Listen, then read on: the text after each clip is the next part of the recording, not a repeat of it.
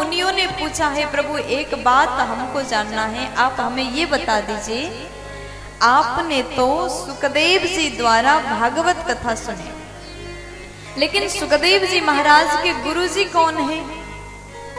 अब जैसे पूछा तो सुखदेव के गुरु जी कौन है? तब यहाँ पर सूत जी महाराज कहते हैं एक बार कैलाश पर्वत पर एक पक्षी रहता है, सुख पक्षी वहां पर गया और उसने भगवान शंकर से कथा को सुना है। मां भवानी भोले बाबा कैलाश में निवास करते हैं और एक बार नारद जी महाराज घूमते घूमते कैलाश पर गए हैं और नारद जी ने मैया को प्रणाम किया। मैया बोली नारद जी बड़े दिन बाद आप आए। नारद जी ने जैसे मैया से पूछा, मैया ने कहा कि आप पहले तो आते रहते थे, अब बहुत दिन बाद आप आ रहे हैं। नारद जी बोले हमको जाने का मन नहीं होता। क्यों नहीं होता? क्योंकि गृहस्थियों के यहाँ ज्यादातर झगड़े होते हैं, इसलिए हम कहीं भी नहीं जाते।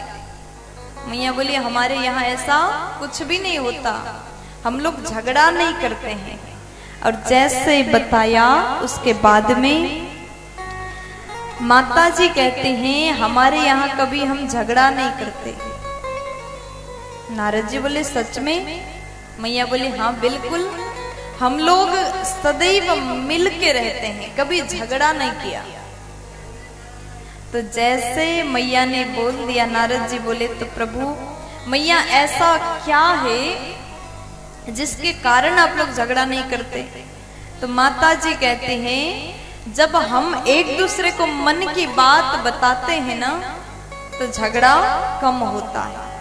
हम मन की बात सब बताते हैं, भगवान अपनी बात हमें बताएंगे, हम अपनी बात भगवान को बता देते हैं। और जैसे इस प्रकार बातचीत हो रहा था, नारद जी पूछते मैया ये बताइए आपके गले में जो मुंड माला है भगवान के गले में वो किसका है? अब जैसे नारद जी ने पूछा, मैया बोली ये बात तो हमको नहीं पता, आज तक भगवान ने नहीं बताया, शायद इसलिए नहीं बताया हमने भगवान से नहीं पूछा। अब जो बातचीत हो रहा है, नारद जी बोले कि मैया तो बात ऐसा है भगवान भी आपसे बातें छुपाते हैं, प्यार से बोलो। अगर वो सच्चा प्यार करते तो आपको हर बात बताते, इतनी बड़ी बात आपको नहीं पता।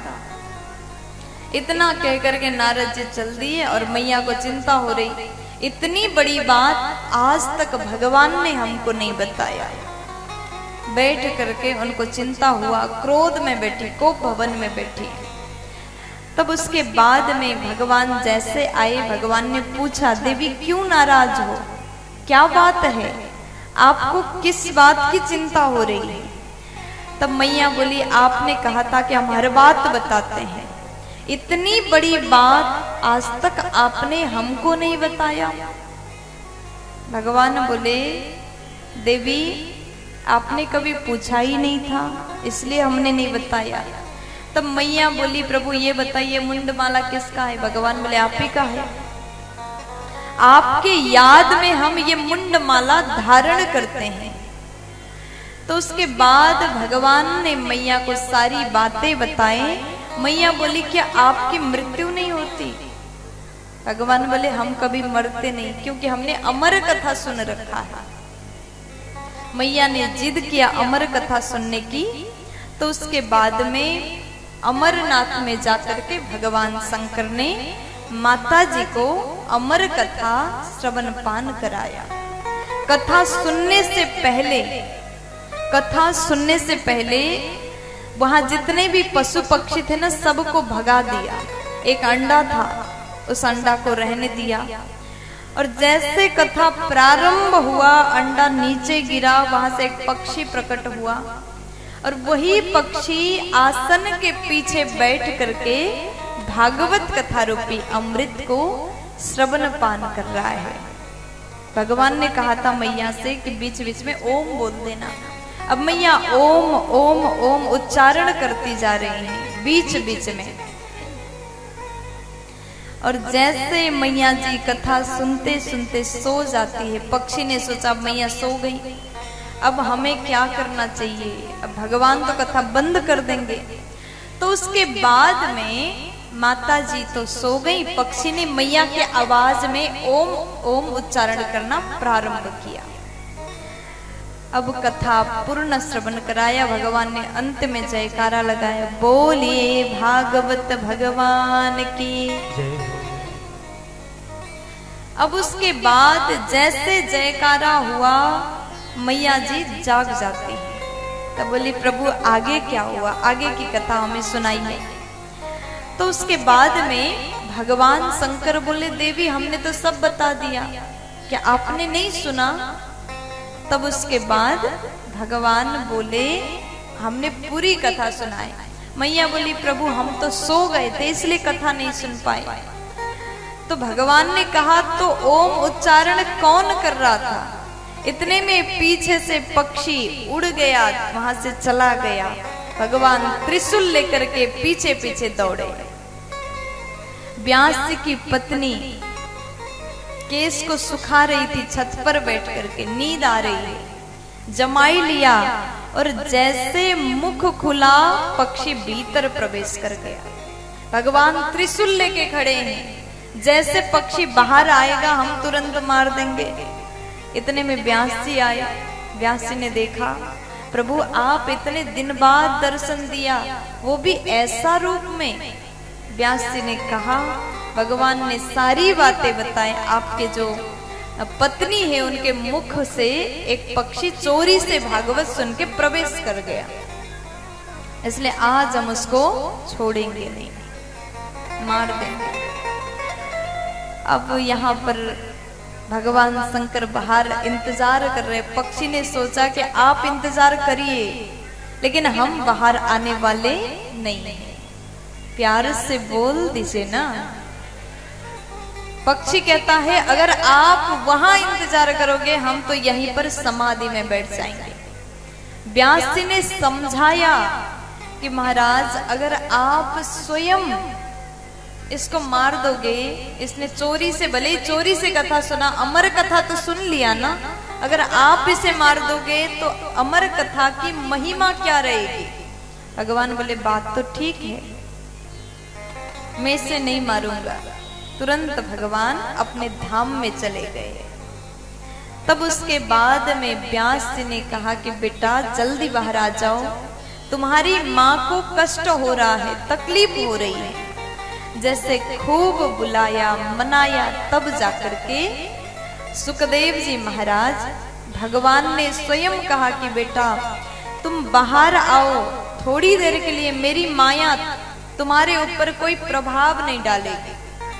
तो जैसे भगवान ने थोड़ी देर के लिए अपने माया के प्रभाव को बंद किया, उसी समय सुखदेव जी महाराज धरती पर प्रकट हो जाते हैं।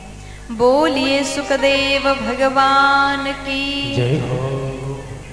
तो इस प्रकार सुखदेव जी का पावन अवतार हुआ और जन्म लेते ही वन की ओर सुखदेव जी चल दिए।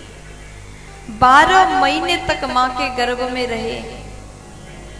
तब उसके बाद में सुखदेव जी महाराज बाहर आए।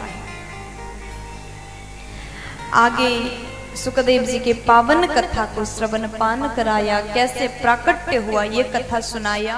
सूत जी कहते हैं अंतिम युद्ध भीम और दुर्योधन के बीच हुआ। भगवान कृष्ण जी पांडव के पक्ष में हैं और उसके बाद में कौरव के पक्ष में भगवान के सेना है। प्यार से बोलो। जैसे अंतिम युद्ध हुआ, पांडव जीत गए, कौरव हार गए।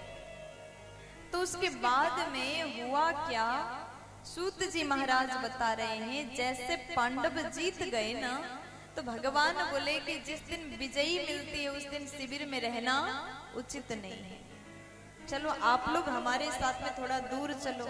पांडव भगवान के साथ थोड़ा दूर गए हैं, लेकिन यहाँ पर शिविर में माता द्रौपदी ने बच्चों को शयन कराया। इधर जो है माता द्रौपदी अपने बच्चों को सुला करके अपने कक्ष में गई। इधर दुर्योधन रो रहा है, शोक मना रहा है। इतना विशाल युद्ध हुआ और हम लोग हार गए, दुखी था। तो उसके बाद में दुर्योधन रो रहा था, अश्वत्थामा पहुंचा। अश्वत्थामा ने कहा कि आप क्यों दुखी हैं, क्या कारण है? तो बोले इतने बड़े युद्ध में हम हार गए इसलिए हम रो रहे हैं। अश्वत्थामा कहते हैं अगर आपने हमको सेनापति नियुक्त कर दिया होता तो आज आप जीत की खुशी मना रहे होते।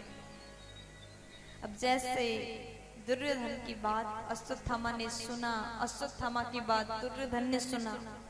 दुर्योधन बोला अभी भी कुछ बिगड़ा नहीं है, अभी जाकर के पांडव को मार के आ जाओ। तुरंत तिलक कर दिया दुर्योधन ने, पांडव को मारने का आदेश दिया। अश्वत्थामा पहुंचा है और अश्वत्थामा ने सोए हुए बच्चों को मार करके सिर काट के घर आया। छोटे छोटे बच्चे सो रहे हैं, बाल हत्या करके आया। जैसे दुर्योधन को वो सिर दिया, पहले तो दूर से देख के प्रसन्न हुआ और जैसे पास में लाकर के सिर को दिया, सिर हाथ में लेकर के दुर्योधन रोने लगा।